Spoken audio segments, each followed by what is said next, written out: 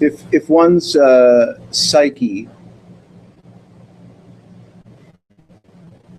and what we mean by psyche is really the myth of continuity. I mean, what the fuck is your psyche if not dependent upon the myth of continuity of self? Like, as if no behavior that you either expressed or was expressed at or to you has no relevance at all to this so-called present moment. Therefore, there is no psyche. So this discontinuity, I mean, it seems like it's there as a hypothetical. Well, you can look at your own, call it confidence matrix, right? So every human being, were there any, you could say have a kind of confidence matrix. What is it? What is the confidence matrix? I, me, my, body, birth, experiences, regrets, insults, needs, wants, right? Elaborate sentimentalities, sustainability, durability, righteousness, criminality. Yeah, like if there's time-lapse photography, you could see it or something. But for, just your average schmo, like, how do they,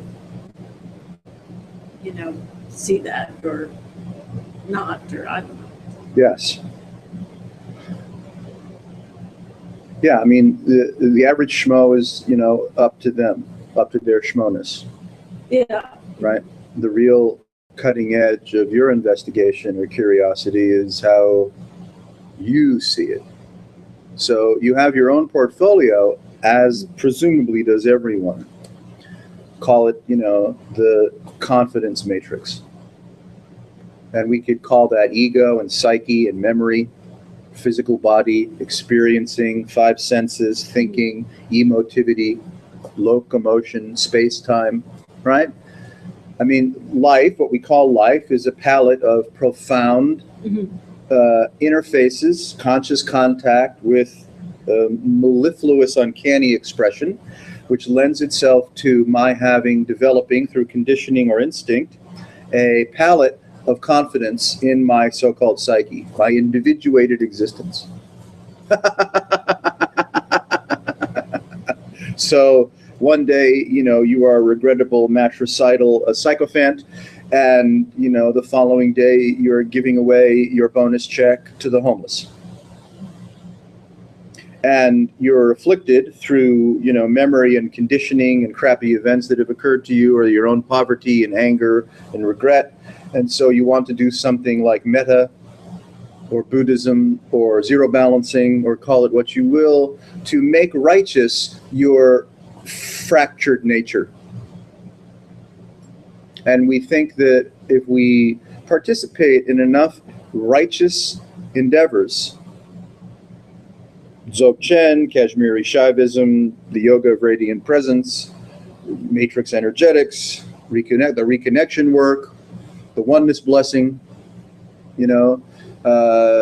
touching the Shroud of Turin, that we're going to make this incredibly fractured mess of confusion whole, therefore non-suffering, or at least non-causing others to suffer. Fine. Yeah, those can be synonymous. You can emphasize either one, right? You want to either not suffer, or the bare minimum, because you don't give that much of a shit about yourself. You don't want to cause others suffering, which really amounts to giving a shit about yourself. True. Yeah. So this whole landscape is a landscape of imagination. The entire landscape is fantasy, lending itself to what we're referring to as a palette or a portfolio of confidence in what you think this is. Yeah. So you've been wounded, or you've wounded others, right? You don't want to impose on anyone, right? But some narcissists run around imposing on everybody more or less completely unconsciously. and toxically. Hi. So, what's a muggle to do? Smuggle do. If and when one is prepared to, let's just call it arrive. And arrive is not a place or a condition even. Arrive is simply an intelligent, not as opposed to stupid or unintelligent, but you could say an intelligence that knows no other, that has no opposite. That's the kind of intelligence we're talking about. The intelligence of arriving is to be able to tune the profundity of awareness, of being, of sentience, of presence. All these words are fine and they all suck. To call it the geometry of consciousness itself.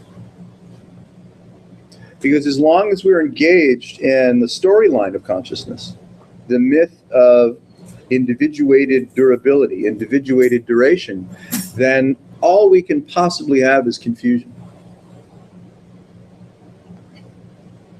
But most schmoes, including us, apply themselves to trying to unschmo. Mm-hmm. By messing with the fantasy of content, the fantasy of individuation, so that the individuation doesn't have to hurt so much. Mm-hmm. That's how most people engage the spiritual world. Astrology, astronomy, the human design system, tarot, right? Spooks and goblins and ascended masters and people from the other side and messages from the Pleiades and Planet X and on and on and on. Evolutionary psychology. Evolutionary psychology. You call it what you will. Mm-hmm. All that's happening is indulgent, and I don't mean that in a bad way, in an entertaining way. Indulgence in the profuse, fantastic plethora of consciousness in motion. Consciousness arising, subjectivity and objectivity, and the entire realm of content arising. I mean, there's more going on than we can possibly give our attention to in 30 lifetimes, 40, 50, 1,000, a million lifetimes. So naturally, our capacity to be omniscient or omnivital is nil. You're fucked. I mean, was Jesus omniscient or omnivital? Some believe so, and to their benefit. I'm not so lucky.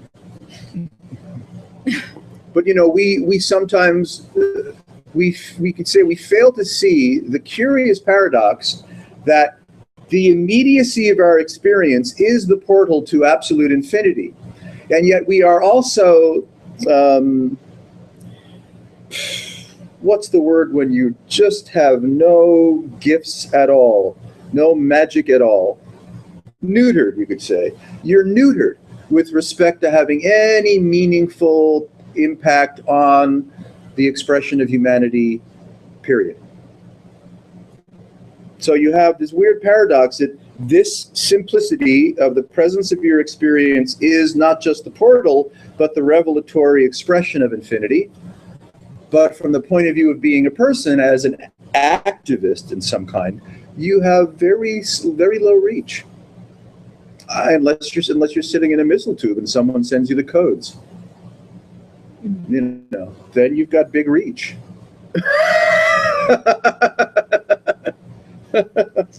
Someone picks up the red phone.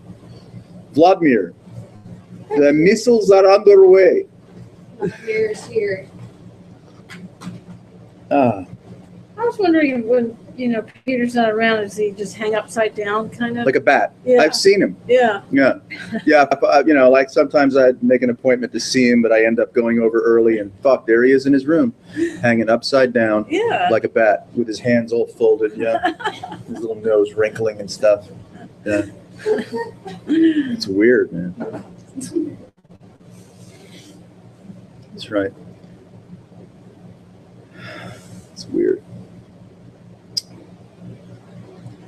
So this is, pardon me for my hubris or the suggestibility of being too bold beyond my station. The cutting edge of revelation is so-called just here, just now, just this, But you can't find here, and you can't find now, and you can't find this. So you're really toast. It's the only location of non-dual reality. Yes. Yeah. Sorry, folks. Yeah, I mean, if you were writing, a bumper sticker, that would be a good one. Yeah, absolutely. So then where does one's, investigatory prowess, investigatory vitality go? And I don't mean as in a destination, right? It's really a quality of reflection. If we're drunk with temporality, if we're drunk with stories, if we're drunk with excuses and regrets, then, right, we're swimming in or paddling in a fast-moving rapids of absolute delusion. And there's obviously no peace, right? No peace there, no intelligence, no sensitivity, no subtlety, no relationship with the vitality of this mystery, because we're consumed by, right, hysteria, by hypotheticals, by abstraction, by what ifs. Yeah. So arriving suggests you have to be capable, maybe through meditation, maybe through recovery, maybe through a landmark, maybe through a traumatic event or a couple of them, to discover what it's like to be right fucking here and as agenda free as might be possible. And then maybe you can tap into a curious texture or vitality which does not suffer, has not suffered, will never suffer, has nothing to resolve, doesn't make this about something, doesn't fall prey to conjuring and creating tension of some kind of insufficiency. But that means that you have to turn the vitality of your whatever to a textural relationship with what's so, not a mental relationship with what's so. And textural means that you feel. And by feeling, I mean that everything is sensate. Not just sensate at the material level, but you are also clearly on the receiving end of, what could we call it? Super sensate phenomena. Polymorphously perverse. Polymorphously, that's right. What's that word when polymorphously promiscuous? Yes, right. So then if you start to get a glimpse of your nature as being polymorphously promiscuous with nothing to solve or resolve,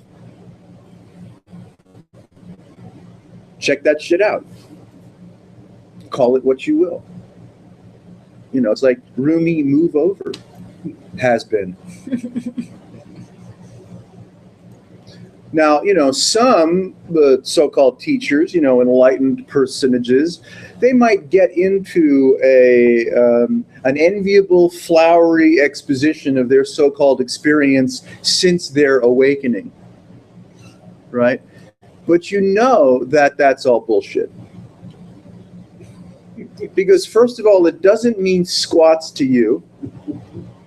And whatever they're saying about their experience, however enviably they may be presenting it, does not help you, does not serve you. Because it's about them. It's a story. It's another story. It may be a very refined, delicious, spiritual, ascended, story of wow. Yeah. Good evening. But what value does it have to you except to foment envy, comparison, self-deprecation, longing, and want, because some enlightened person had the unmitigated idiocy to say something about their enlightenment or their so-called present condition, and there is no condition. It's just part of the myth. Part of.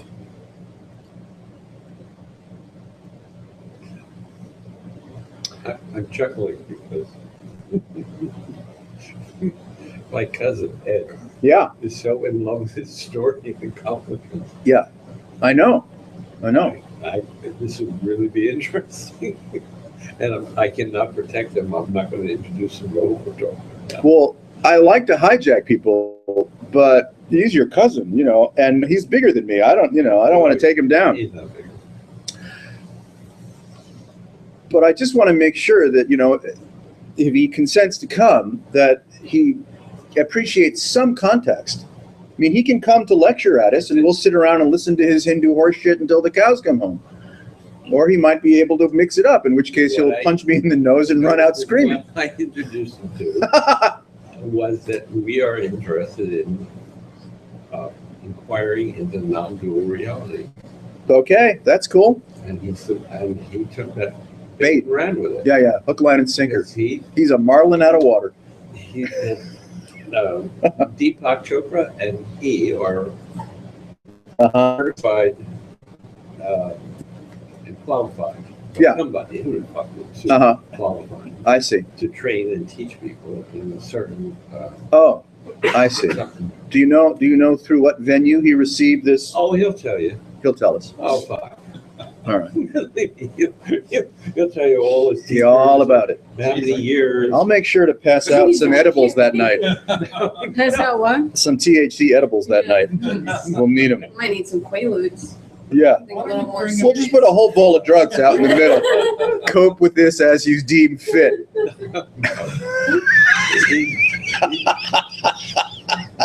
He's retired into his mission. I get it. Yeah. And I told him, Ed, what's the story? Wow. He didn't get it. No, backed off from that. Yeah. We'll see that we can all appreciate that the ongoing, non-ceasing, delightful, seductive power of the Divine Mother is that this is about something. Mm. Once it's about something, So you're done. you've left the ship. You have left the ship. That's right. You're in a deep sea. Fucking ocean. You're in a deep sea, which is not the wave and not the sea, surrounded by great whites, and they are nibbling at your limbs, real slow. Yeah.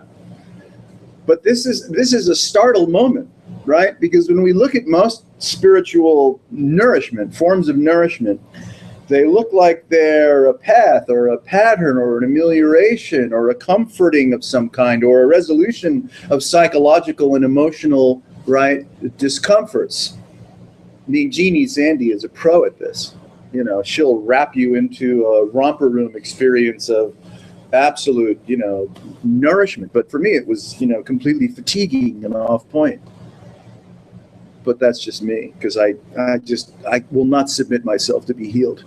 I tried and I failed. I just kept failing. I got to try something else. I cannot be healed. I tried. I wept. I carried on. I did my fourth step. You were not earnest. Something is missing. Something's fucking missing over here, and it won't work. So I just had to. I gotta find something that I can sink my teeth into, because this Which is nothing at all. Yeah, finally, because the healing shit's not going my way. Yeah. But it doesn't. I mean, my hat's off to people that heal and healer. You know, that's fantastic. It's just. It's delusional. That's all. It's great, but It's great, but it's delusional. Yeah, right. So is everything. Because healing or wholeness, and of course, there's plenty of room for we that have been damaged by the consensus reality to sign up for some kind of remedial intervention, so we can at least not drink ourselves to fucking death. So there's a certain level of practicality when it comes to being able to relate to the vicissitudes of life as an adult, right? And that's not easy to find. It's not. But once, let's say, if you're fortunate enough to be able to interface with the weird vicissitudes of living from an adult perspective, so that you're not narcissistic, you're more or less non-harming, you're not blaming, you're not accusing, right? You're not manipulating people. You're not, sucking juice into yourself as a victim. You're not going to a campfire and making sure that no one has a moment to say anything but you, right? That happens too. Ooh. You just drop a little. Really. You point it out, you're like, "Don't point it." So you've matured, right?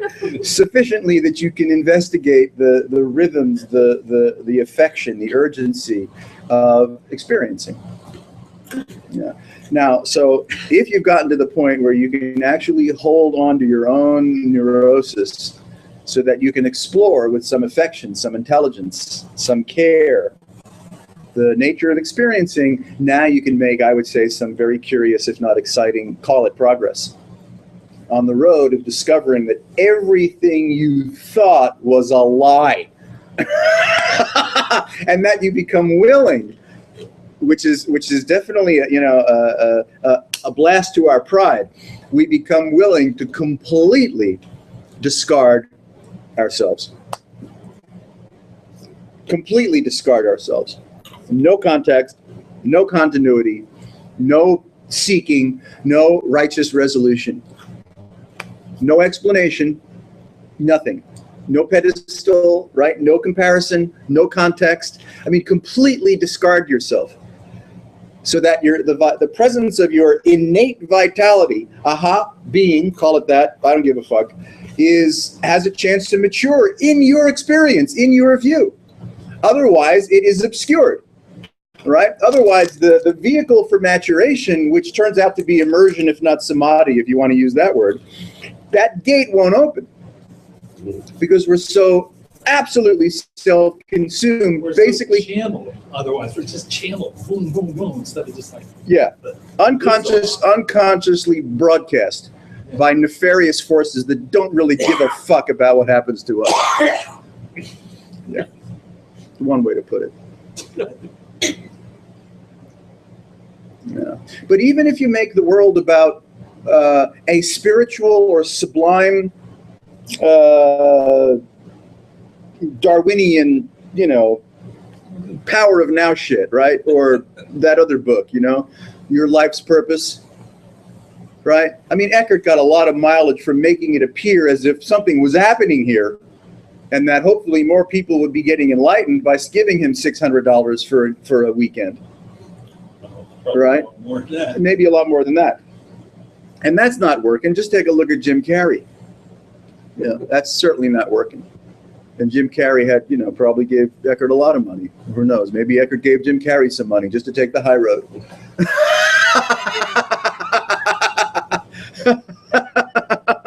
That's fucked up. Yeah. But you see, even if you make this about some kind of divine or sacred Kali Yuga-ish, right, transmutation of consciousness or transmutation of Brahma night and Brahma day, you're fucking lying. That's not what this is.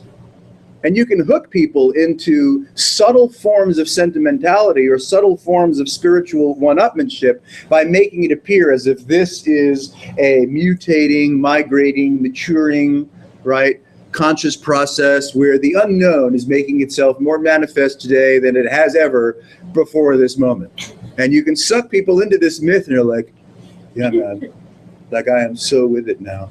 Like I am on the Brahma night train.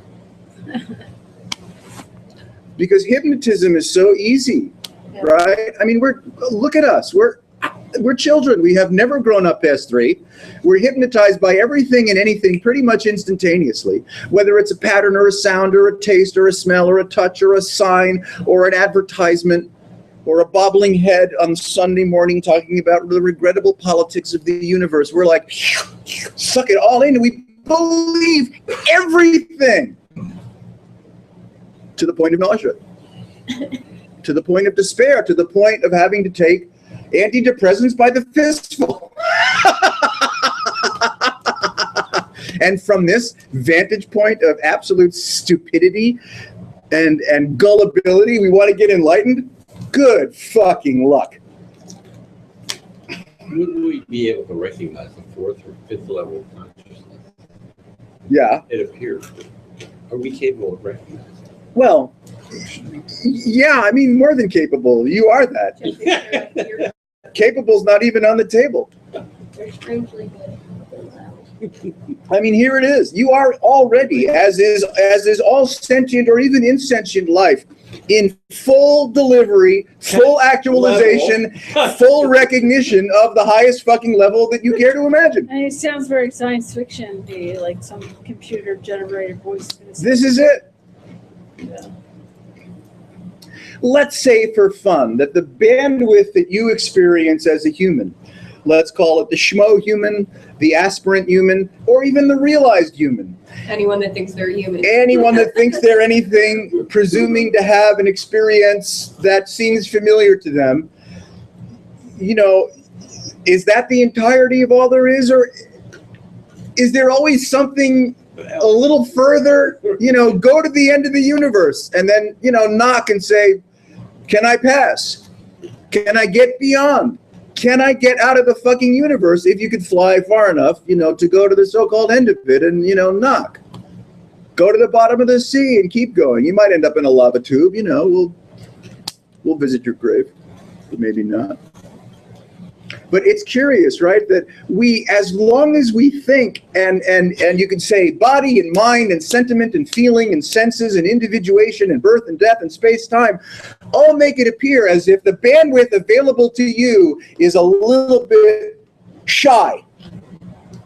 Doesn't it? Yeah, not quite broad enough. Right? You're like, oh, there's got to be something else. Where is it? Well, it can't be in Doylestown. Everybody knows that. I mean, everyone in Doylestown knows that. What the hell are we still doing within the city limits? I swear if we ride to Warminster, it's going to be better over there. Somebody knows. Somebody somewhere must know. I mean, that's why you go see the Maharishi Mahesh Yogi, and he gives you TM because he makes you believe that he knows what's beyond here. And you're like, well, I want to find out what's beyond here. Okay, well, you know, suck my dick, give me $1 million, plaster my face on posters all over the country, and maybe I'll tell you. Maybe then maybe not. Maybe I won't. It'll give you the wrong mantra. Yeah, I give you the wrong mantra and set you off on a really skewed path. Sorry, I misread that. You see, so as long as experiencing appears to us as having the nature of a volume, space, time, bandwidth, familiarity, repetition, right? The angst of self, as long as our present experience appears to be bound by all of that, then of course we want to know what's outside that boundary field. I mean, I'm hungering to find out how the fuck I can get rid of the familiarity of myself. Seeking. So the seeking can look like the amelioration or the medication of the shit that's happened to me that sucked. And pretty much everything that happened to me that I recall sucked. Maybe I can remember a few things that didn't suck, but that the fact that they haven't repeated or I can't go back makes them suck. You can find suckiness somewhere in there. Pretty much you can In find it. any school. That's right. Yeah, you can find, you might find a scorpion in your shoe. Spider in your glove. A bee in your bonnet. Ah, they're all dead. You won't find a bee in your bonnet anymore. They're all dead. Oh, that's right. Thank you, Bear Aspirin. I really appreciate your contribution to the absolute demise of the food chain for all primates. Thank you so much. Yeah, but now we have partially popped popcorn. Yeah, we're good for now. Man, that's so. They always had that, though. Probably. Yeah. No, The campfire.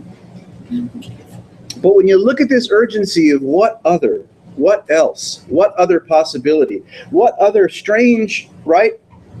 Strange points of contact, meaning experience, can I have with the beatitude of being? Why do I take a drug? More points of contact. Why do I fall in love? More points of contact. For some, why do I have children? More points of contact. Why do I switch jobs? Why do I compromise my wealth by drinking or drugging or gambling or whatever? Points of contact. The chemistry is lit. The lust is lit. We're insatiable that way, right? I mean, we are insatiable for points of contact. Or if we're under the influence of a free cell bender, then, you know, we're in that drug. Mm. Right?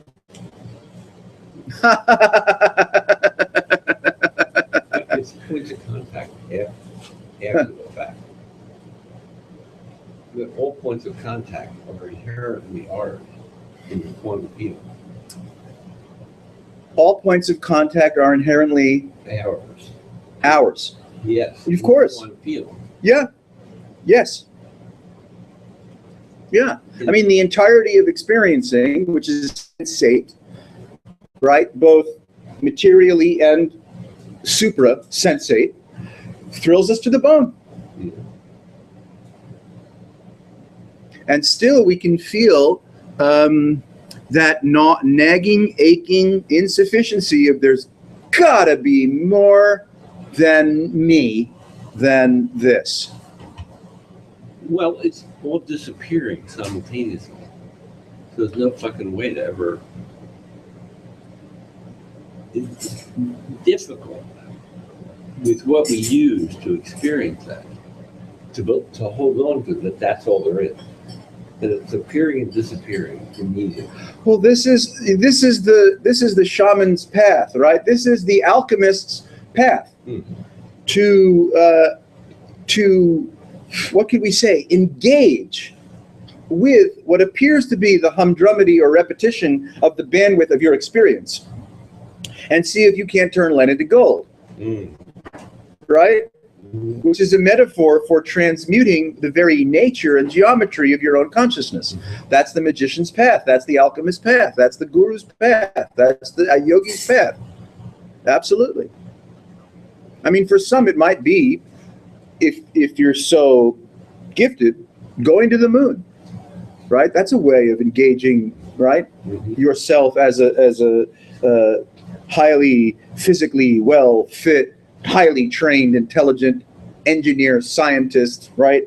With incredible physicality to be able to get into a vessel that takes you up out of the gravitational field onto the local satellite for a romp in anti-gravity, romp in low gravity.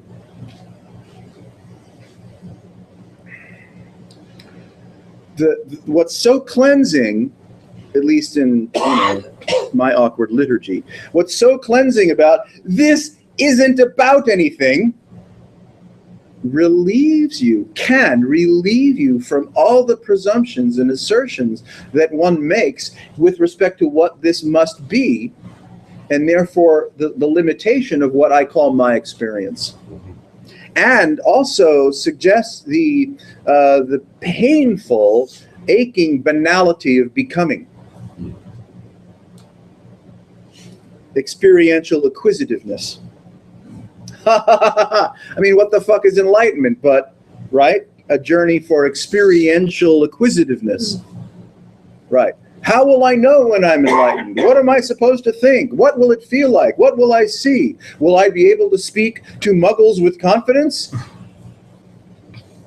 Right? Could I put out an invitation and have a few friends show up and wax on philosophically about absolute horseshit without embarrassment? No. Not yet. Maybe next week. That's possible. That guy must be enlightened. That girl must be enlightened. She says the weirdest shit that no one understands and doesn't seem to be embarrassed about it at all.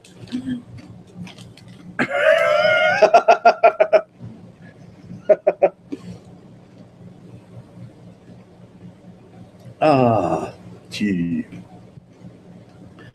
Yeah, so it's not that difficult, really, to be, can we say, spontaneously and effortlessly done with wanting.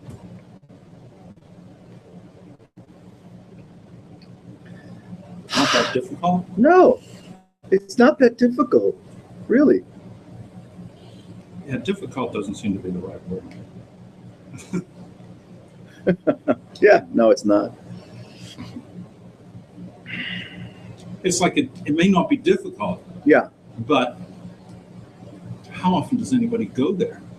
You know? Well, of course, the often can only meaningfully apply to you because everyone else sucks anyway. Oh, Everyone else but you is a poser. Same deal. Yeah. Right. Fakers. Fakers and fakirs. Faking fakirs. Fucking faking. Fucking faking, posing fakirs. Fuckers. Definitely. And that I'm spelling with an F, actually. Not even a PH. Yeah. Right. Well, you see, here you are, free as a bird, or whatever you like. Not all birds are free. Free as a pterodactyl that just busted out of, Jurassic Park. Pretty damn free. Non-pet bird. Yeah. Free as a non-pet bird, prehistoric large bird that just broke out of Jurassic Park, It's not about picking up humans and sucking them down. Right. Flinging humans in the air. One swallow. That's free. That's good stuff. You see, you really don't know what you are presently. I mean, the past, forget about. You certainly don't know what you are in the past, because that's just clearly, a fuzzy myth of total horseshit. And what you are in the future also has to be, at best, a fuzzy myth of total horseshit. You can only interface with whatever there might be to discover right about now. So right about now, if you are not condemning yourself to a condition, do you have a condition? I guess not if you're not condemning yourself. Okay. It's worthwhile to see. Yeah. It's worthwhile to articulate Self-imposed. that if you are not condemning yourself to a condition, through abstraction, through hypotheticals, through sentimentality, through attempting to correct something, fear of the future, regret about the past, if you are not condemning yourself to a condition, and this is in your face, which, thankfully, it happens to be, are you in a condition?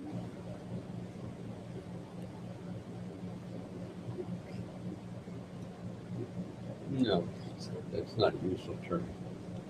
It's not. That's not good. No. What condition my condition is in. To see what condition my condition is in.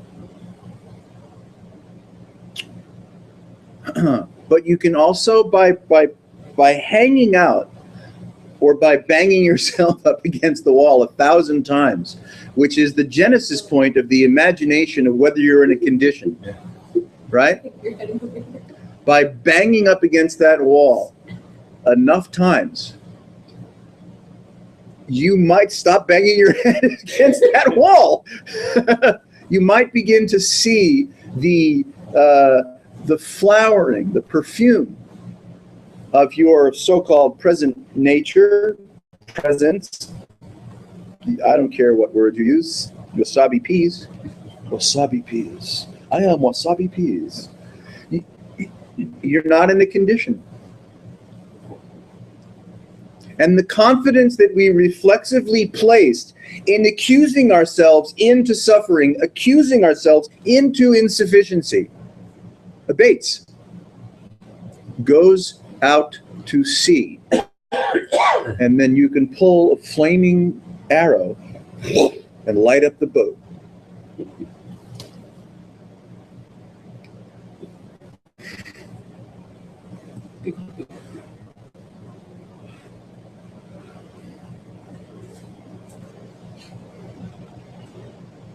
The revelation of I am not that applies to all and everything. The revelation that that just hits you when you say, "Hey, I'm just banging my head against this wall," That's a good one. And then I think that as soon as that happens, there's this other opening. Yes. Because everything else just serves. You see how aggressively we occupy or place ourselves in the present moment as an agent, Oh yeah. right? As a creature. And how swiftly we orient through the senses and through memory and space, time, and imagination, we orient to the relevancy of our coordinates. My physical coordinates, my clothing coordinates, my health coordinates, my bank account coordinates, right? Every possible coordinate that could possibly matter to you as a successful or unsuccessful human being. You place yourself, you create those coordinates faster than you can say coordinates. And so you think you're operating in a volume on a planet in space-time according to sentimentalities and vulnerabilities and failing or improving health, or the sorrow we feel because we cheated on someone, or the sorrow we feel because they cheated on us, right? And 1,000 other called, human pathos, which has no limitation. What we can weave, to occupy as human sentimentality and regret and extravagances, dramatic extravagances, has no limit.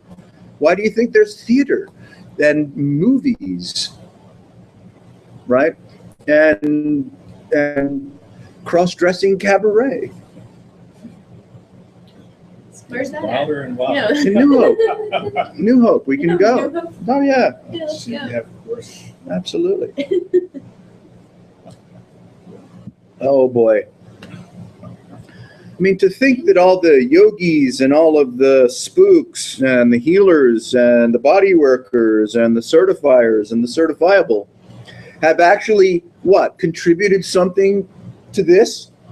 And then they want to enroll you and your money and your loyalty and your certification so that you can go out and spin their fantastic contribution to the human dilemma? Well, they're commoditizing it. Everybody on Batgap, every single one, is commoditizing the ineffable for the sake of what? Rick Archer's narcissistic stupidity, indulgent stupidity?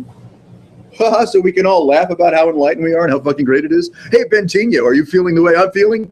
Yeah, are you picking up what I'm putting down? Me and Jeff Foster, yeah, we're good. We're homies. We're fucking enlightened. Fuck you. Give me your money. Read my books. You stupid suffering fucker. Listen to how great I am. Listen to how great I am. They call me Katie. I'm worth millions. Location. Hey, are you suffering? Hey, fuck you. Do the work. Look at how great I am. Basically. Hey, you can do Pastrika. That'll get you somewhere. Skull shining. This goes out to all the little people. This goes out to all the little people that don't have enough money to invest in spiritual shit. We will pick you up. We will lift you up. We don't want your money. We certainly want all your stories. We want to hear all your stories, all your lamentations.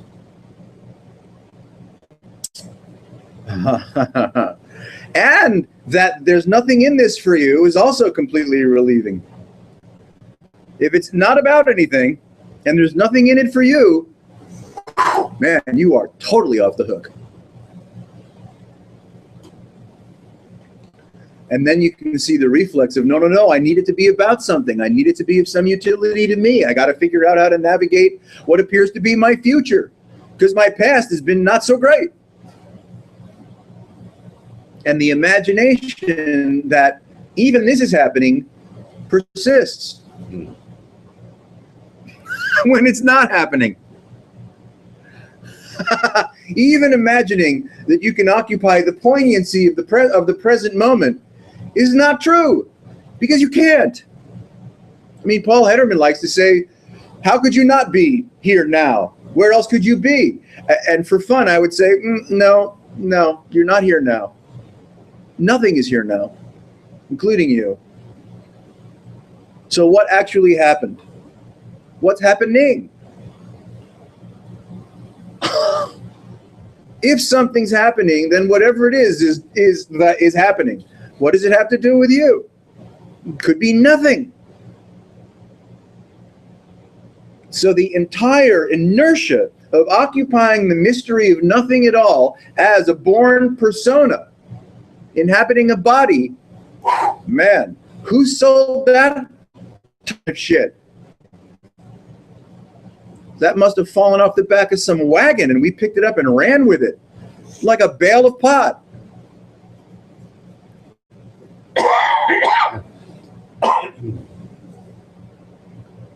But still, we want this to be about me, my humanity, the resolution of my suffering, some kind of beneficence, some kind of manifestation of the unknown, right? I still want to be in the game. I want to be an enjoyer of it, a contributor to it, a participant. I want to engage it. I want to see how much fun it feels to be enlightened. Yes, I want to see how a fun fucking day. God damn it, one day I want to find out how much fun it is to be enlightened. And if not, I'm just going to commit myself to the Delaware. Hopefully when it's running low.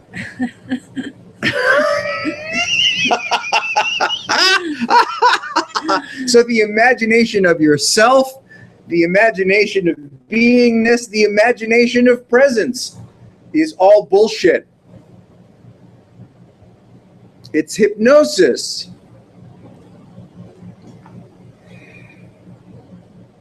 How free do you want to be?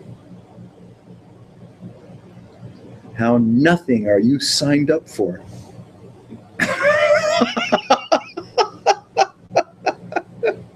You know, this imagination of presence, okay. You know, as soon as you give it a term, Yep, there it goes. that's right. You know, I mean, we can Yep, wax poetically about presence. you we know. can. Eckhart does. Maybe it, you know, Yeah, starts to spin. Eckhart Trolley lives under a bridge. But all is well until we start to use terms. Well, even all is well is funny, you know, because all is well has to suggest to whom the bell tolls. Yeah. Yeah. Yeah, it's fun. See, I mean, we can appreciate how remarkably subtle this is at attempting to convey, right? Sending you a worm over and over again to convince you of agency, to convince you of durability, to convince you about presence, experience, and what you might do with it. It's a lie. It is balloon.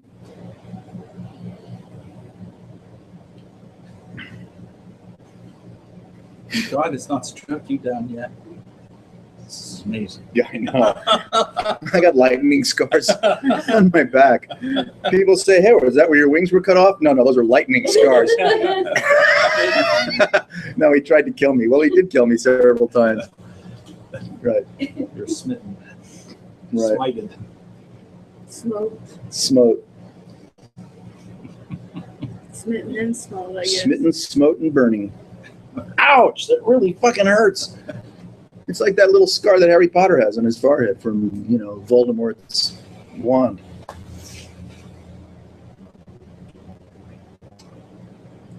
Ah, so sweet.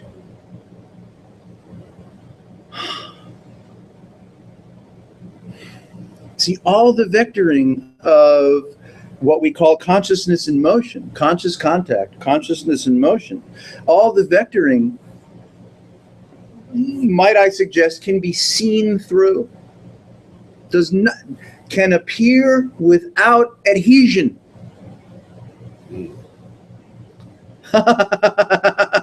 See, adhesion is the genesis of self in a volume. I mean, it is self in a way, isn't it? I mean, isn't adhesion essentially self? Yes, I mean, it's identification. You can use them. that's all the kinds of terms. yes, that's the suggestion. It's sort of Well, all it the same sticks. thing. It is. It's all the same thing. That's right. So it's fun to use a simple word like adhesion to refer to the entire pageantry of suffering. Yeah. Yeah. Yeah. I mean, I'm crazy. We're all crazy, but you know, speaking about it this way, leaning into it this way, using this kind of calculus, for me, strips all of the hallucination, all of the confusion out of the equation. Get out of my ashram. You get out. We don't want any confusion, right? No deities, no rituals, no gurus, no jnana, no bhakti, right? No Raja yoga. Fuck, get out of my ashram. Because we want to be as pristinely available for the potency of a present investigation as possible. And the slightest idolatry and the slightest superstition will send us on a journey to hell. Oh, I got to do the work. I got to go to a turnaround house. I got to go to an Adyashanti retreat. He knows about God. Fuck, does not. He doesn't know dick, squat, shit, sola. If he had any fucking sense, he'd say, friends, I don't know dick, squat, shit, sola. I don't know why the fuck you've come, and I think I'm going to just quit having these programs because it's not benefiting anybody. I rue the day. Anyway, that's just fun. You see, so if you apply yourself, what does yourself mean? Well, I don't know this.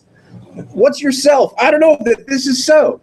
Right? Beyond the presumption or the fact, if there were a fact that this is so, there's nothing else for you to apply. Because you don't have any agency. You don't have any magical powers. You're not made of anything. You're absolutely this, but even that's too, roomy-ish. But you can apply yourself, whatever that suggests, meaning this is so. Conscious contact, radiant presence, right? The pushiness that you're not dead yet is so. So you apply that, but you free it from any affliction at all, any conflagration, any conflict, any superstition at all. It's just,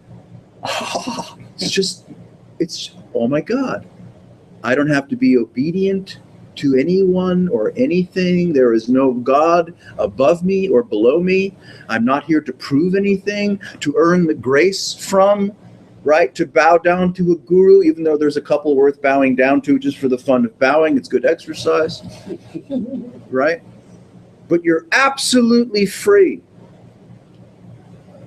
And if you don't accuse yourself of being in a condition, you are not in a condition. Get used to it.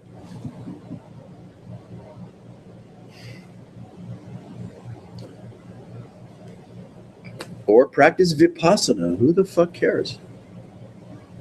Nam Myoho Renge Kyo, Nam Myoho Renge Kyo. I want a pink Cadillac, a pink Cadillac, a pink Cadillac. Lord, won't you buy me a Mercedes? I want a Mercedes-Benz. I want a date with Janis Joplin. Don't worry, you're scheduled for one. Whoa, who said that? Right. Ed had just returned from a yearly 2-week retreat to India Mm-hmm. where they go for about 20 people. Yeah. And they go in these caves that Caves. guys have been caving in the cave Yeah, right. for low thousands of years. Oh, yeah. No, it's full of spiritual guano in there. Yeah. Yeah. No, I mean, the vibratory field of consciousness rocks. I mean, your dojo, that's sure. I mean, walking the stations of the cross up at Lady of Czestochowa, right? So, whoa, we are in the company of Christ, I say. You throw a snowball, whap the bird shit off his head. Christ, I didn't really mean, I just wanted to get the bird shit off your marble face.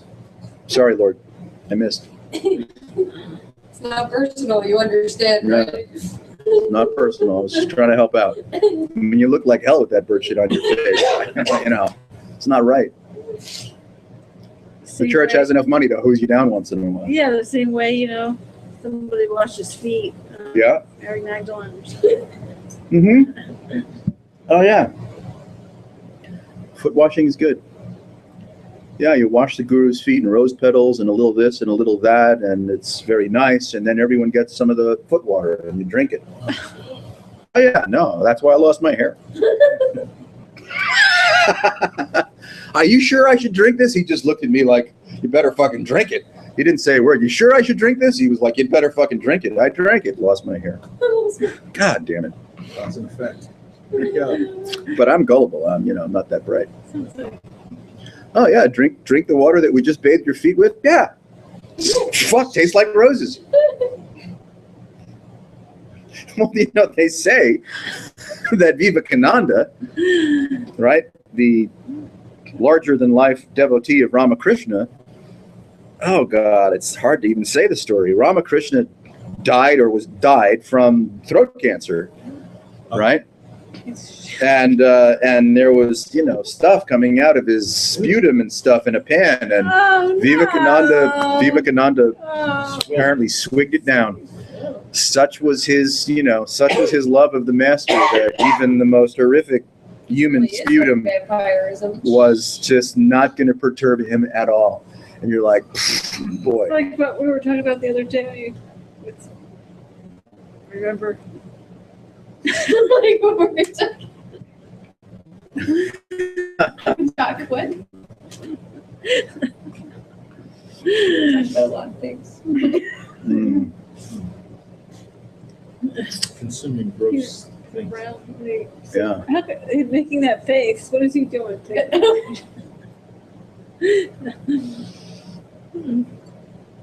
You know, even the that kind of quiet, desperate interest or urgency to be free is incarcerating. You can't go without it. I mean, you're lucky to have it in the first place. Because if you don't have it in the first place, you're not going anywhere. You know, I mean, I don't mean to dismiss 7 point something billion people, but you know, why not? You're all doomed. But if you're one of the X% of those people that really has a serious anxiety disorder with respect to the nature of consciousness, you are a lucky fucking soul.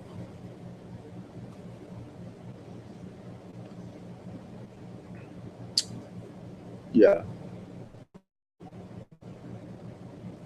Everyone else believes in the myth of the conformist reality, the consensus reality,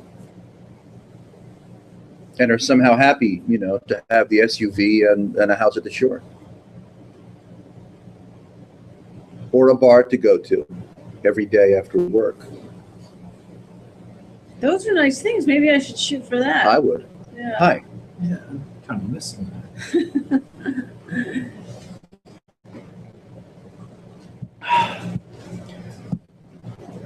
But it's thrilling. Speak for myself.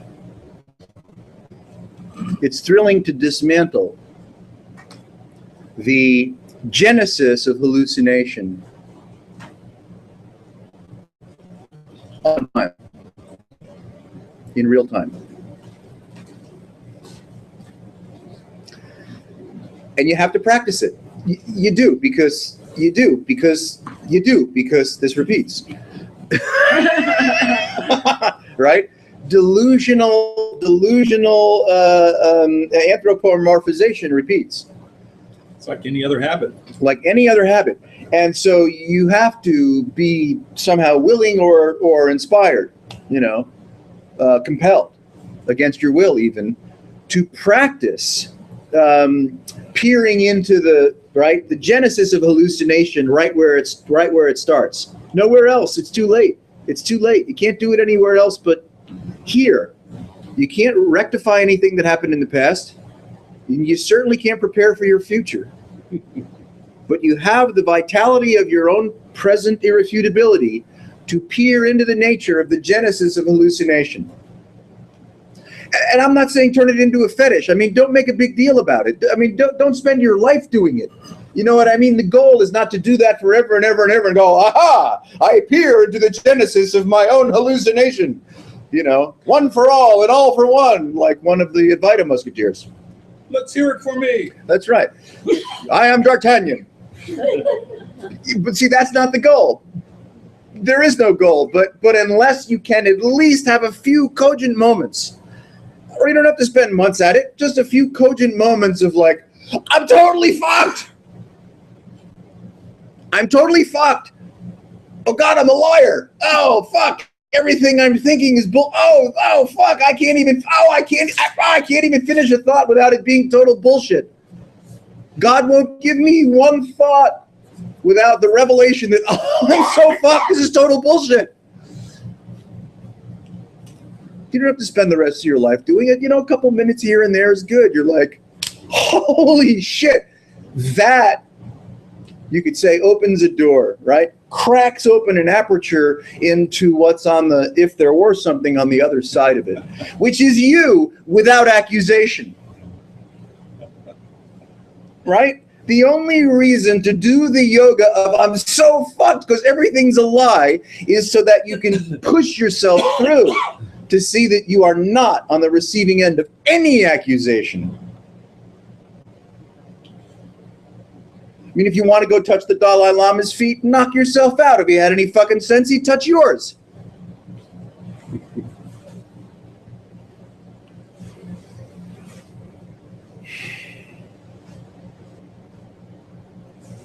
Didn't Christ wash the leper's feet? Christ was the real deal. Yeah, that's how you know. I didn't read anything about him drinking the water after he was done. Yeah.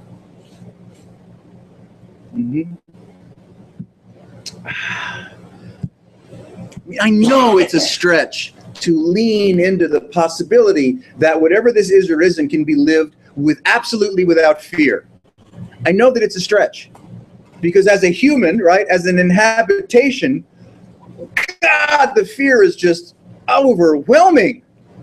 The sublimation and the justification and the medication, right? All the conjecture. Ew. I mean, I'm a total ew. All I do is try to mitigate fear pretty much 24/7 with one explanation after another, with one clever strategy after another. I'm exhausted. Poser. Fucking poser. But you have to be willing, and that of course comes as a grace, if you will, that you do not have to resolve fear. You're smarter than that. You're better than that.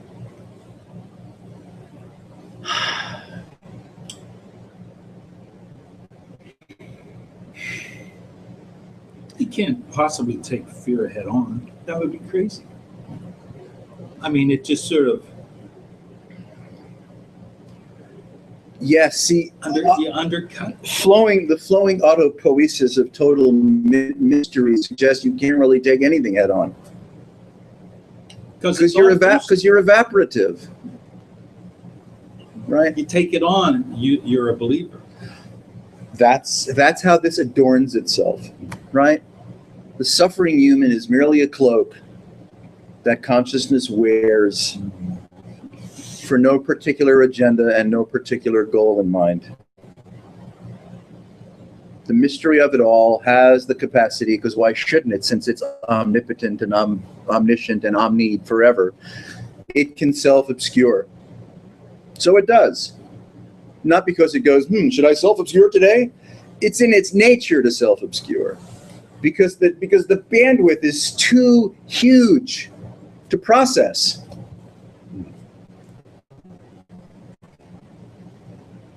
So the void says, oh man, I am so bored being the void. You know, I want to play pool with my buds down at Jimmy's Tic Tac bar. And so it does this. So now I'm rocking. Now I'm rocking. Sweet. And you just happen to be you just happen to be caught in the crosshairs. But it's a trap. It's not really a trap. Yeah, I know. Anyone want to play pool, let me know. Yeah. See, it's not really a trap. It's a trap. It's only a trap when it appears as if identification is working for you. Then it's a trap. A friend of mine accused me of, this too much lofty talking like this. It was a trap. It was too much ego. It was this and that. It was a trap. It was a trap. I'm like, what trap? What's the trap? What? But that's where he was dwelling, right? Right. It's easy to accuse someone else of being an egomaniac to their own detriment, right? Isn't it? Turn that fucking camera around and then talk to me. One-upmanship. Yeah. Exactly that. Well, that's how But interest itself. Interest, yes. I mean, yeah. It's a habit, and habits are traps. I mean, you can have a good habit maybe, but whatever. Well, yeah, really, You could have right. Especially in your family. Oh.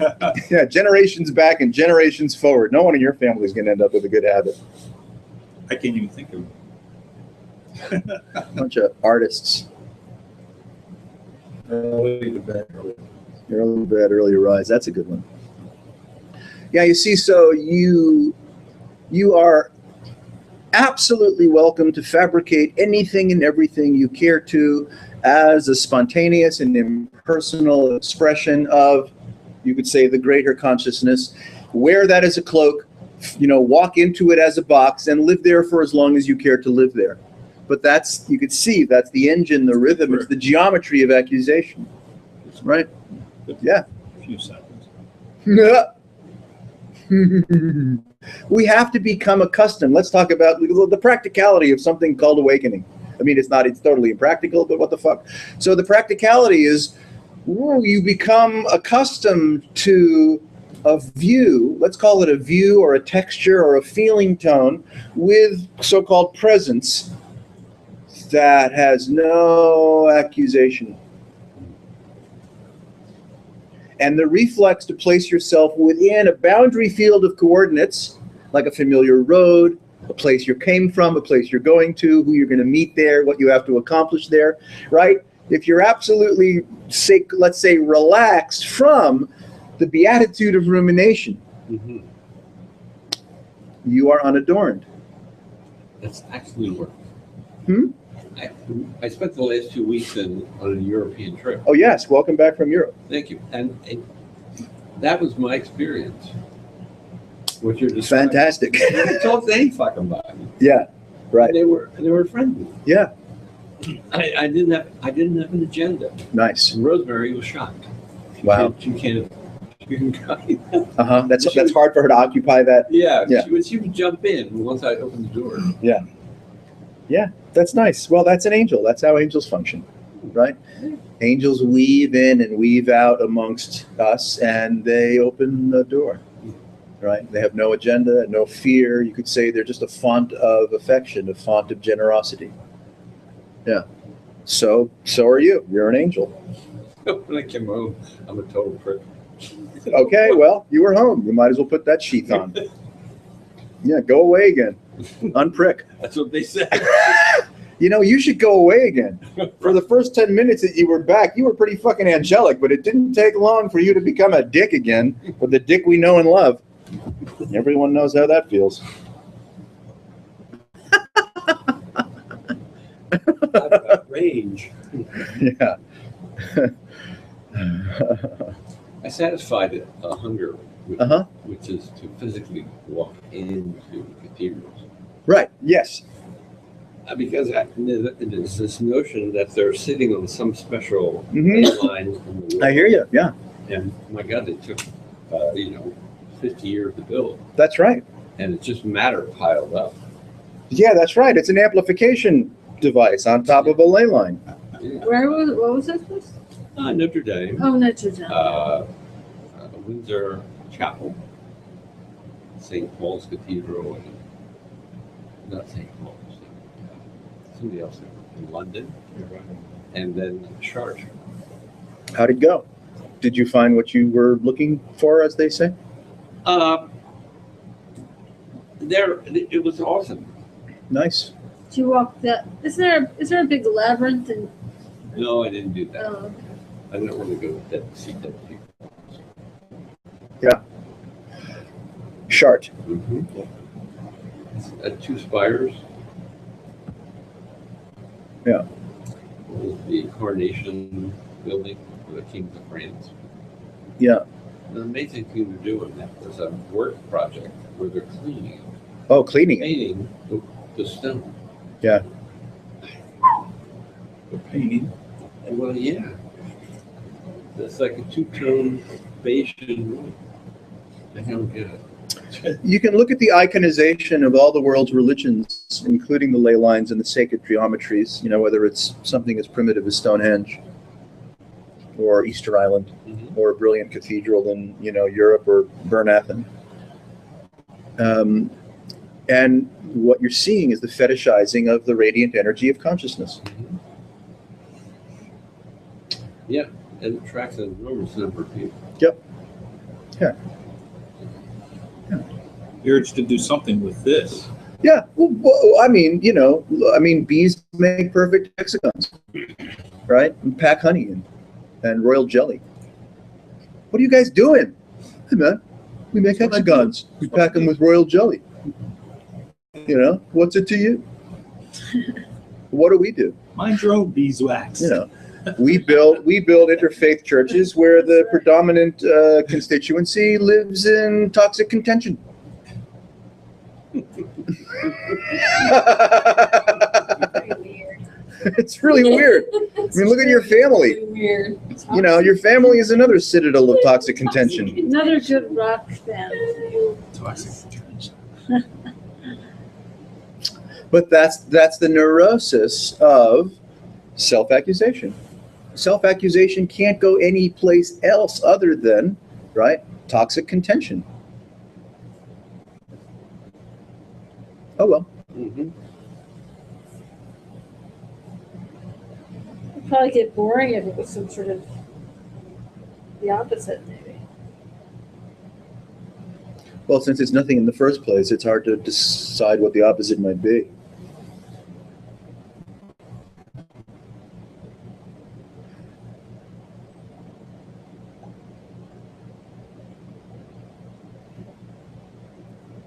You know, if you're visited upon the disembodied subtlety and sensitivity of your own consciousness, your own field, then yeah, it might look like you're not going anywhere.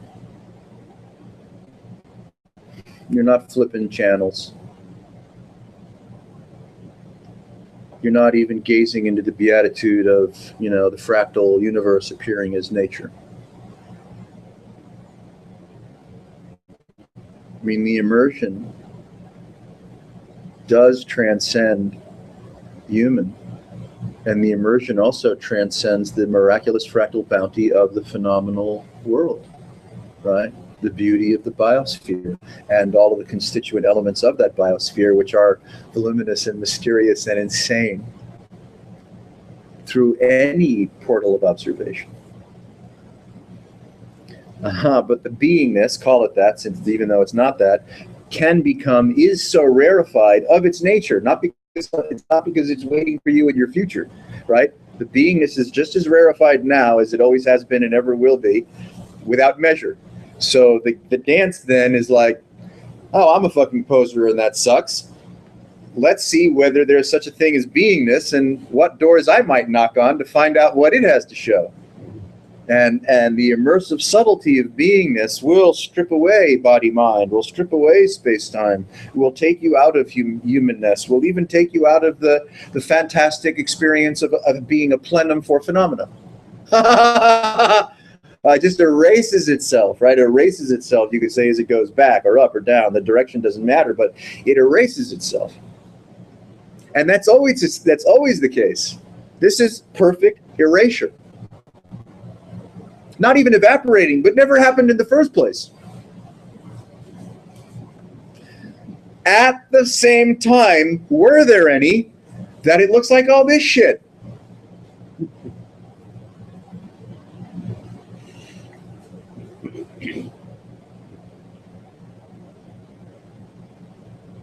Fuck you. Fuck me. Fuck this. And it's luscious not to take anything home. Should I wrap that for you? No. No, don't wrap it for me. I'm good. I'm going to leave a big tip, and I am out of here.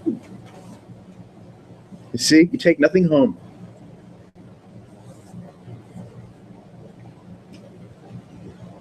We go to the meditation retreat, you know, we blow off an otherwise entertaining vacation, so we get sit on a fucking cushion and get berated by someone hitting us on the shoulder with a baseball bat. And we're like, oh, that was a good retreat. I had some really walloping insight there. Boy, I'm gonna take it into my life. And how long does it take before you're yourself again? Yeah. That can't be the way. It has to be, let's just say your journey has to be crazier and more radical. More has to be at stake. More has to be at stake than getting through a 10-day Gwenka retreat and then, you know, putting that on your spiritual checklist.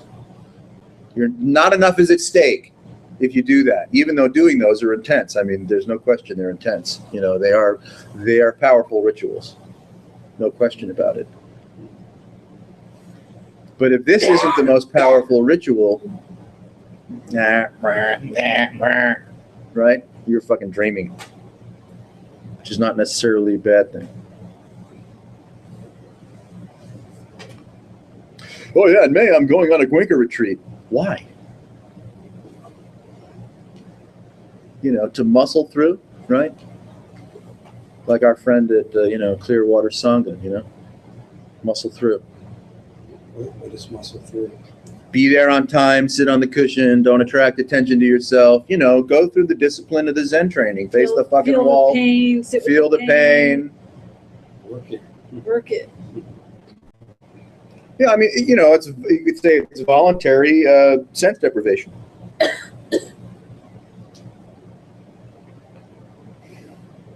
That's fun, you know. I mean, why not? But it's not like voluntary sense deprivation is gonna deliver anything.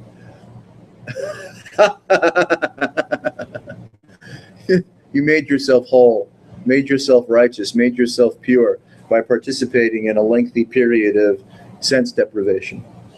Now the Buddha's going to say, oh yeah, nice, next level. Next level looks like Pac-Man, you know, or video games, first shooter video games, next level. What a myth. Shape the Etch-a-Sketch. Yeah.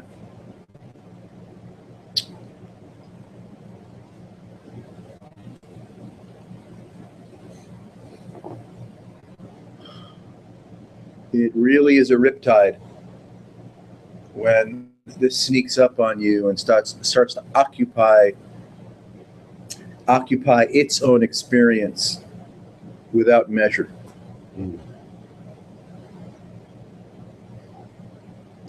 That nagging sense of a durable self on the receiving end of experience is quieter and quieter and quieter. The duality, right?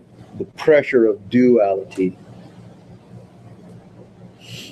releases into non-duality, even though there's neither one is true and they're not the opposite of each other.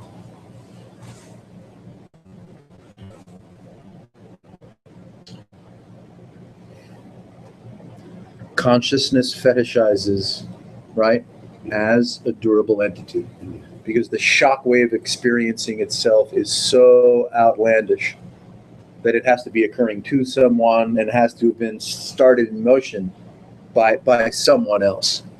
You see, the shockwave that this is so creates the apparent duality of being a recipient of the shock and presuming someone or something other set it in motion. That's original sin. Nothing to do with the apples. I mean, I think Adam and Eve ate the apple, got really, really wise and say, would you mind covering up your junk? I mean, you know, we're trying to have a nice day in the garden. Do I have to keep looking at your junk? They're like, oh yeah, leaves are good. That was it. It was total practicality. Hey, listen, I love you. We live here together. It's fucking paradise. Just cover up your junk. That was it. It's the first step. Original sin is something other than that. Well, maybe they were trying to mix it up. It was like a form of early lingerie or something. Yeah, it could have been. Yeah.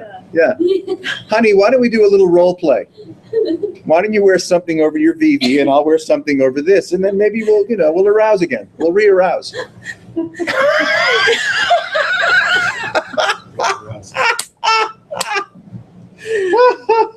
Instead, they turned it into a big guilt trip. They were just role playing. Why did the church turn it into a big guilt trip? So the priest could. Because the church does that. Yeah. Because they want to dwindle your children. And one way to do that is to, have you succumb to fear. That's why. You feel small and they get to be, they get to act out their pedophilia. It's a nice institution.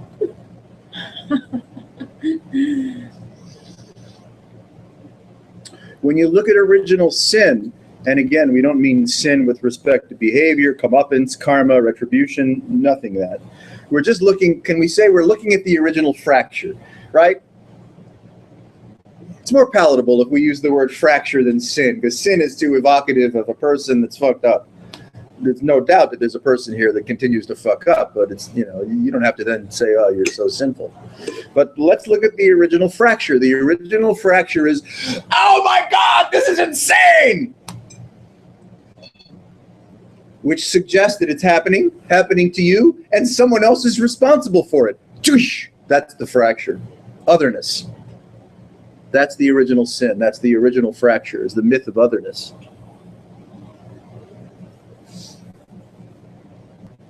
Otherness also meaning that there's something outside of ourselves. That something is happening, and that it's happening to you, and neither is true. And that's the collapse of otherness.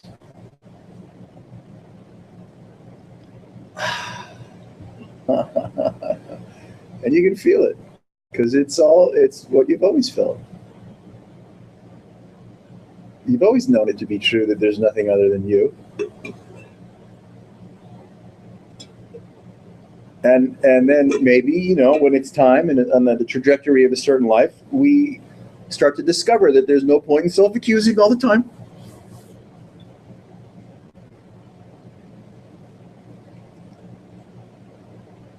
There's also great relief because you're not seeking information from anyone. You don't need your palm read. You don't need an ascended master to give you information about, you know, Dwal Kul, Kuan Yin, Mother Mary. You're just not interested in anyone's superstition, anybody's information, anyone's explanation, anyone's great lamentation. You're like, what? I am everything. How about you fuck off? You want information? I will give you information. I don't want any information from you. I mean, how rich is your present autonomy? How rich, how profound, how unutterably magnificent beyond words is your present autonomy? It's pretty fucking good. You don't need information from anybody. They ain't got nothing.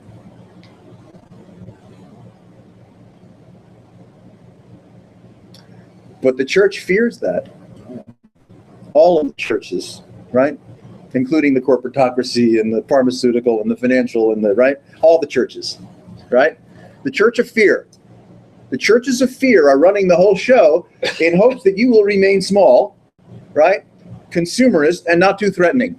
But if you start leaning into your own autonomy,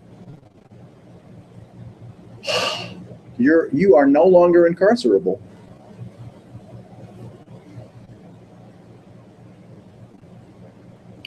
Sounds like a cool revolution.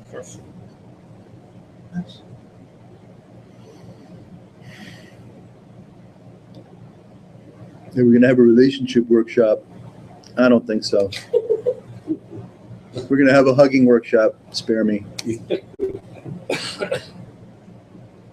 We're going to draw some really like cool designs in like little paint, you know, and then when we're all done, we're going to like spread it in the river. Nah, I don't think so. We're going to do cool shit, man, and you want to be there. No, fuck you. I don't want to be there. The Dalai Lama said he could suck my Junk. he can suck my junk.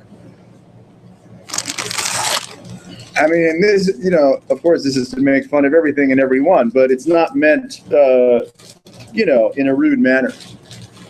It's meant, it may sound that way, but it's you can say it's meant to humorously reinforce the profundity of your own autonomy, and that no one has any information that you need. Can I put it that way? In other words, an antidote to the folly of worship. Nobody has any information that could possibly be of any use to you, because you're God, because you are the unfracturable.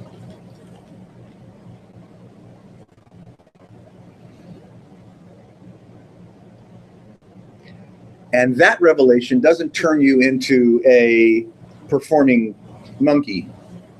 The performing monkeys, something else has happened to them. To feed off of this autonomy, is a different zone, right? Hmm. All the narcissism is wiped. It's all wiped.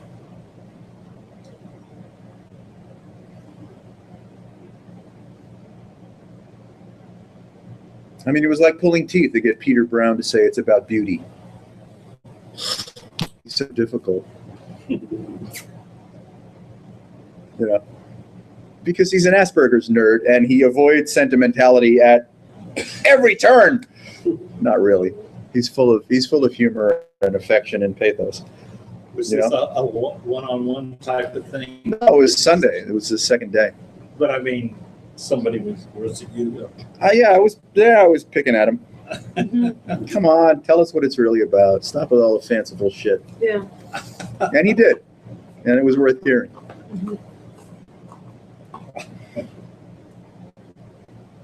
Is that on record? Yeah. Sure, it must be. Yeah. It is. Yeah. Well, it's audio. You can see the video. Yeah. Such a life. 33 man. No, it was nice. You know, I was like, okay. I said to him, like, so I want to give you carte blanche. Not that you need it. You know, who doesn't have carte blanche? You have carte blanche to express this any way you want to without having to go through the filters of our miserable lives. Right? What do you say now? Hmm. What, right? What would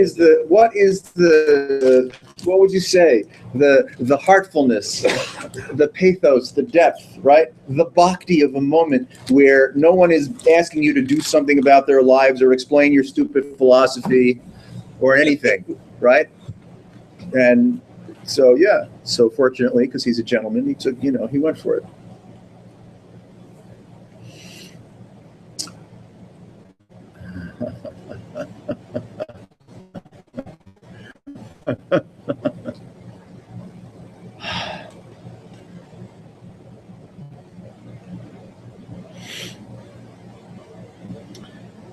I heard somebody on an audio ask him a question about his experience. So what's it like for you? Is it sort of like, I can't remember the words exactly, but he totally just didn't answer the question. Yep. No, it's an answer. How could it? Right? I mean, We're painting, right? Yeah. We're painting with speech, we're painting Yeah. with thought, we're painting with body language, we're painting with harmonic and reciprocity and receptivity, right? We're painting with each other's, right, karmic and cosmic fields. So words and gestures and body language and tone of voice, it's all part of how we are, you could say, riding this magic carpet. What could any of us say about our experience if accusation is done? Anything you pick or choose to present as a condition is not true. And you know that it's not true. So our challenge, our joy, is, as you could say, communing adults, right? Communing primates, to discover a vocabulary, a way of hanging out that does not self-accuse or extrovertedly accuse. So this free, unadorned, autonomous is the case.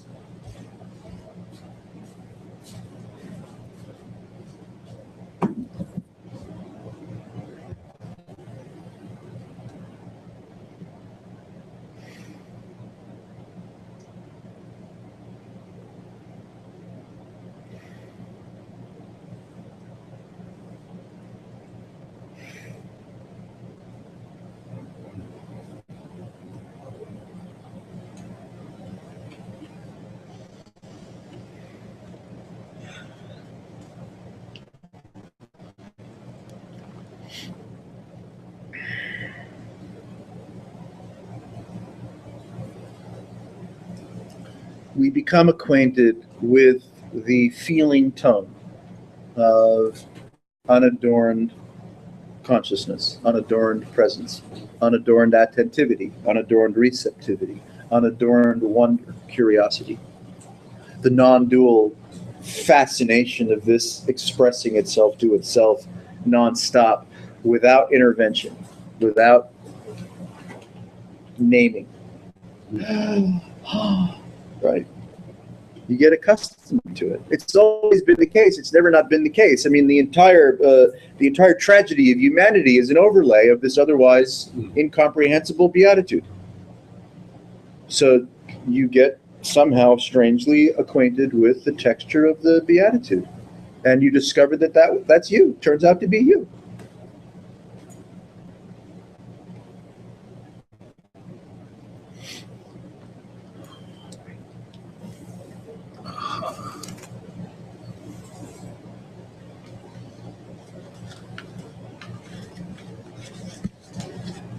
Early morning tomorrow.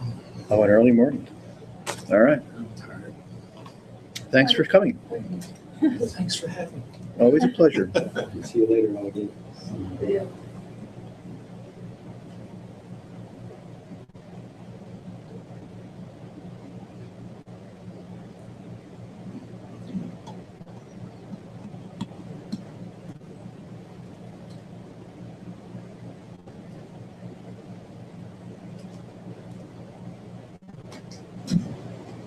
You're going to talk about it just in a second. Well, we might start talking about you before you leave.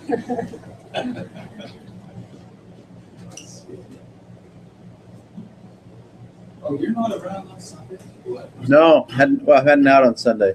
Oh, okay. Tomorrow night, we're gonna meet at Panera, I think. Who knows? Maybe we'll do something on Saturday. Little Barbie. Who knows? Where are you heading? California, a couple of weeks. I'm working on the southern house this week. No, you're busy, right? I'm going to be busy until this house is put on the market. Yeah. Well, just burn it down and collect the insurance. Only there's a lightning storm coming through. Yeah, really. Careful for what you wish for. Night.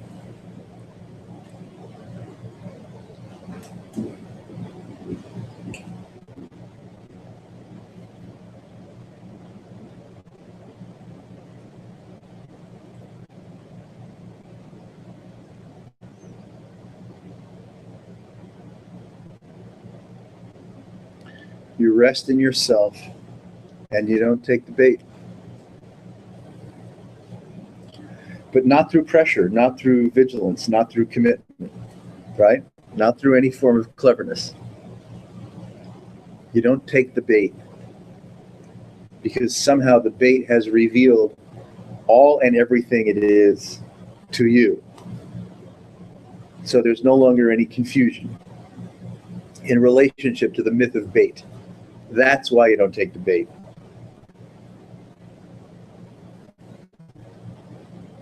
What might have been vigilance, let's say, for a period on the path. Even that sense of vigilance congeals too much of you, right? The vigilance suggests too much of you being on the lookout for what might be appropriate or inappropriate, what might be real or unreal, right? So even vigilance is obviously a drag. It becomes fetishized instantaneously, which is all this can do, is fetishize itself instantaneously. So you see right to the core, right to the heart, right to the kernel of the geometry, the instantaneity of fetishizing, and you're like, I don't have to take the bait.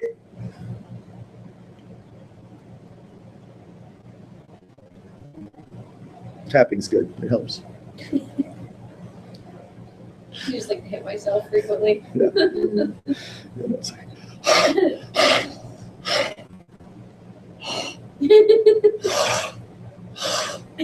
I'm good. I'm good. It's too I'm much good. work and stuff. Yeah, tapping is too much work.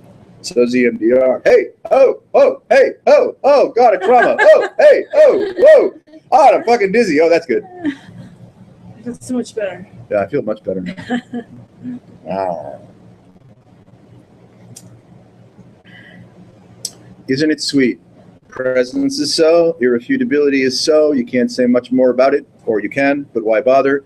And you don't take the bait.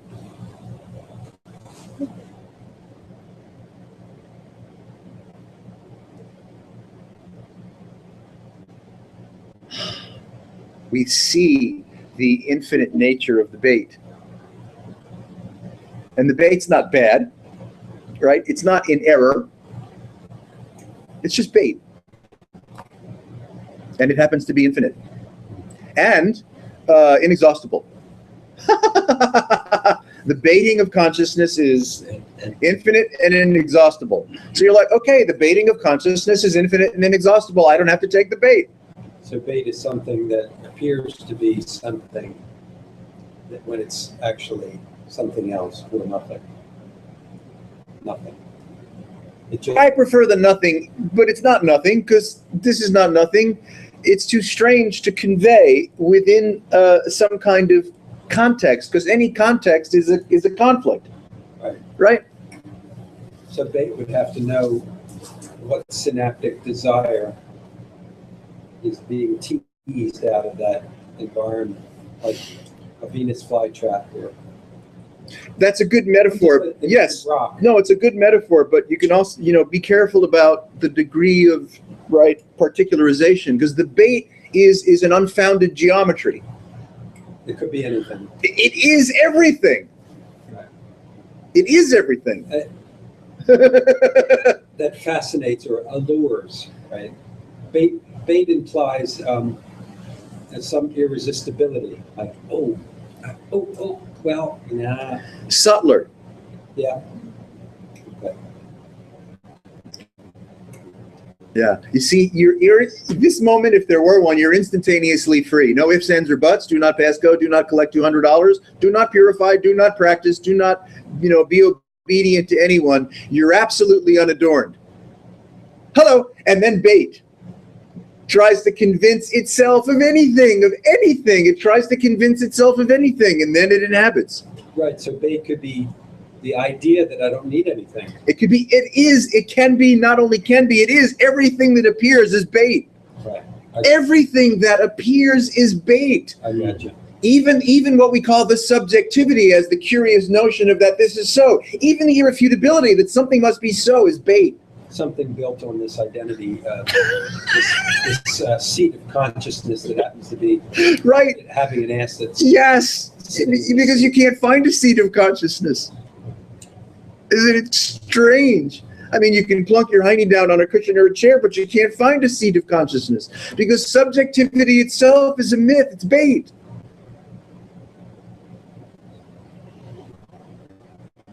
In that respect, someone could say, well, everything is an object. Because even you, as the receiver of total startlement, is an object. You appear in your experience as an object. Right? Body, mind is an object. The senses are objects. What feeds and tickles the senses, you could say, are objects. But the objectivity, subjectivity thing, you use it as poetry. It doesn't, nothing's true about it. Because it's all bait. As soon as, which is all the time, though there's no time, this irrefutability appears to be something to itself, you're fucked. But you don't have to take the bait. it's kind of like being enamored by blue and intrigued by its complement. Sure, yes, Yet blue isn't true. right. Well, look at how quickly, how magically all of the harmonics expand instantaneously, as in a Big Bang, from the slightest, most minute hint of bait.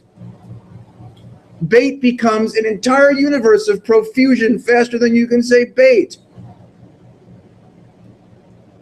Whoa! And we occupy bait as self, right? As space-time, with what effort? None. No effort. But here's a curious thing. I was thinking about this. Yes. Peter Brown thing. I was thinking about this while meditating too. Car goes by, or at least the imaginings of a car, and I'm just in this space in it. And here's the field that appears to be a sound that goes from here to here. Yeah. In time and space, and it's like, wow, that's now, and it's projecting this location because I got two of these. It's like, Yeah, you're stereophonic, right? what's going on here? Yep. A back and a front, Yep. through here, Doppler. and I'm feeling it through this, Yeah. Nice. Fantastic.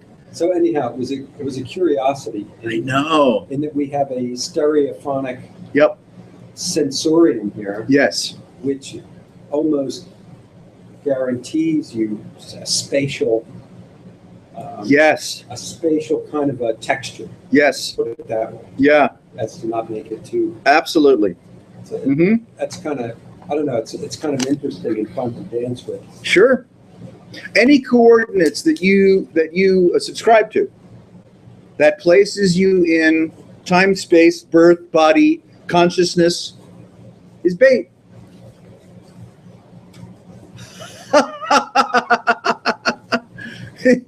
It's possible maybe that we discover that being free is bullshit because there's nothing to be free from, including myself. I was so interested in being free until I realized there was no one to be free from. And then I forgot all about it.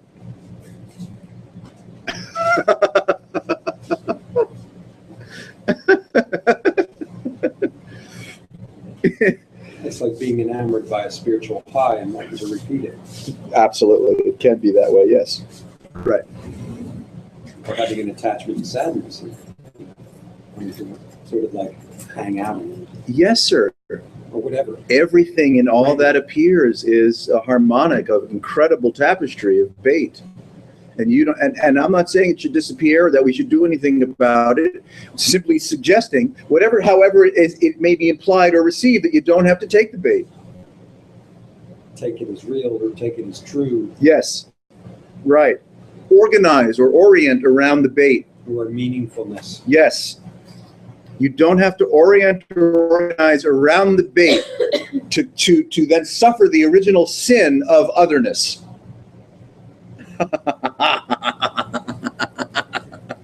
You release from original sin by not taking the bait. So if my neighbor who doesn't exist is an asshole, that must mean I'm an asshole. I'm sure your neighbor feels that way. Some of us do too.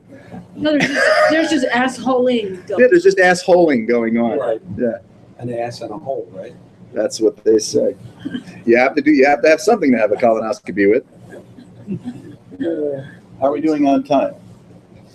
A little more, or not. I'll shut this down. I could hang for more. I'm just throwing out some money at you.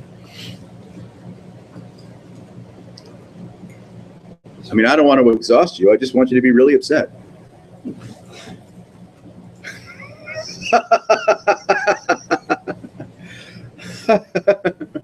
Just purposely trying to fish you up. Really, No big deal. no big deal. Nobody takes themselves all that seriously around here. I'm just trying to see what I can get away with. Yeah, really. How far can I push this envelope? Just throw wasabi pizza over. I mean, I wish this was about something. You know, I wish that Byron Katie was making a contribution, or Eckhart Tolle, or Adyashanti, or Wayne Lickerman, or Peter Brown. I wish they were making a contribution, or creating a context, you know, so that I can try to enjoy my fucking life, right? Because I don't enjoy my life going bowling. My career sucks. I'm a terrible investor. Nobody likes me. So the only place for me is to go hang out in a satsang environment and feel like I'm getting something from life. But that's terrible.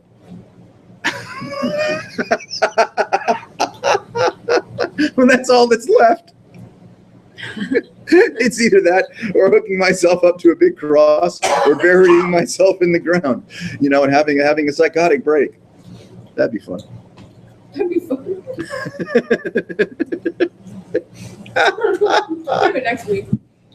Oh my God. Increase the fracture.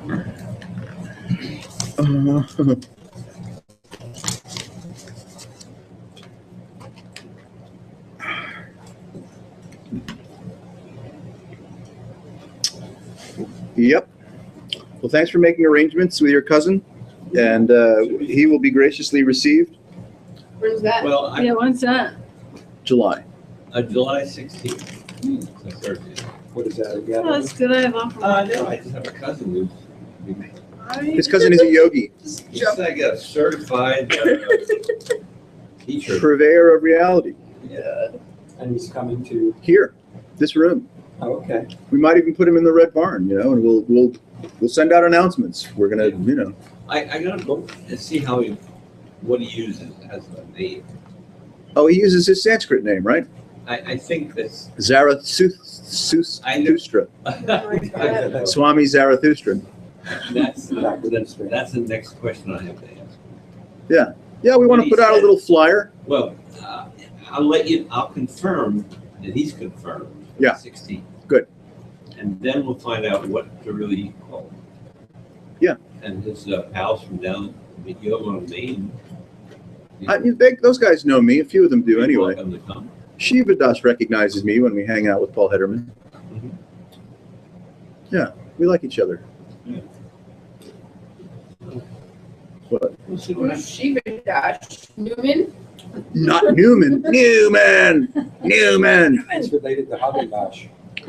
I so loved it in that first Jurassic Park film when Newman was the one that fucked everything up. Yeah.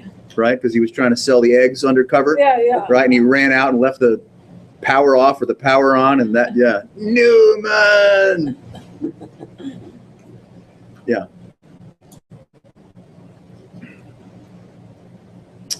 We don't mean to insult anybody. At least not deliberately. Well, if there's someone to insult, Yeah, that's right. Then you may as well insult them. they can debate.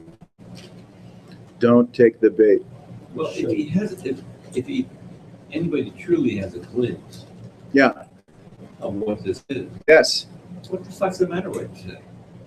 What do you want to get upset? Yeah. That's not- That's what we're looking for. We're looking for, have you had a glimpse and how high up your colon has it landed? Right? Right. I mean, can you could say participate in a friendship, right? A friendship where you could say the interest is on the Bindu, right? The interest is on the Bindu. And all the personalities that may be at the, the shaman circle are just fodder for hilarity. Part of the rainbow. Yeah. Yeah, it's a rainbow tribe thing. I mean, and anything happens, it disappears immediately. That's luscious, isn't it? Fucking God. Isn't it What do you nice? think? Where's the upset? Yeah. What are you talking about? Yeah. To live under the rainbow of an evaporative mist is sweet. Yeah. Yeah. Pleased to meet you. I'm not even here. That's right.